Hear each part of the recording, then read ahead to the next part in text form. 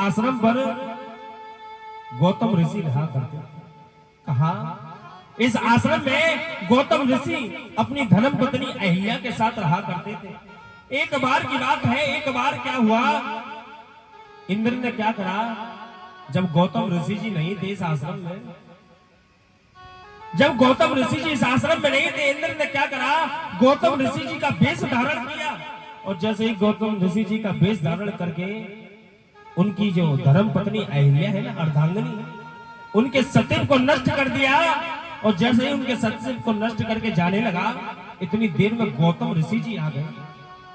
गौतम ऋषि जी ने आकर के देखा इंद्र मेरे वेश में।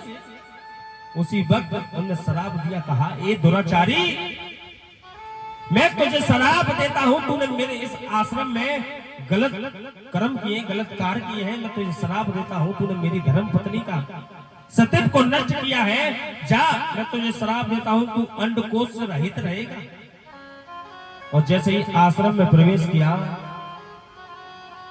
आश्रम में प्रवेश करके अपनी धर्म पत्नी अहिल्या को शराब दिया। कहा अरे दुराचारी, तू भी मुझे नहीं पहचान पाई, जा मैं तुझे भी शराब देता हूं। कई हजार वर्षों तक तू इस आश्रम के अंदर शिला बनकर के पड़ी रहेगी, पत्थर बनकर के पड़ी रहेगी, तू मुझे ना पहचान पाई। आज जैसी शराब दिया है, वो सुंदर घड़ी, वो पावन घड़ी आई। विश्वामित्र जी ने कहा प्रभु राम से,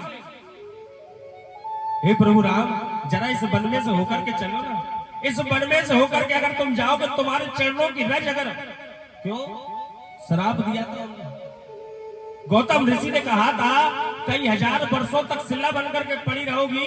जब दशरथ नंदन के बाल स्वरूप श्री राम चंद्र जी जब इस आश्रम में से होकर के जाएंगे, उनकी चरणों की रज जब तुझे प्राप्त होगी, तब जाकर के तेरा कल्याण होगा।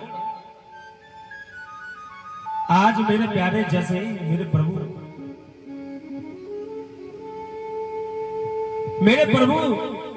उस वन में से होकर के जैसे ही जा रहे हैं, वन में से होकर के जैसे ही जाने लगे, जैसे ही प्रभु के चरणों की रज उसे मिली है, तुरंत वो अपने सुंदर से शरीर पर, सुंदर से रूप में उसने धारण कर लिया, उसका शरीर उसे प्राप्त हो गया। प्रभु के चरणों में झुक करके प्रणाम किया है और अपने पति के लोक को चली गई। मेरे प्यारे देखिए, जो राम कथा हमें सिखाती है कि शादी के बाद पराये पुरुष का स्पर्श करना तो बहुत दूर की बात है। पराये पुरुष का मन में विचार नहीं आना चाहिए, जो राम कथा हमें सिखा रही है।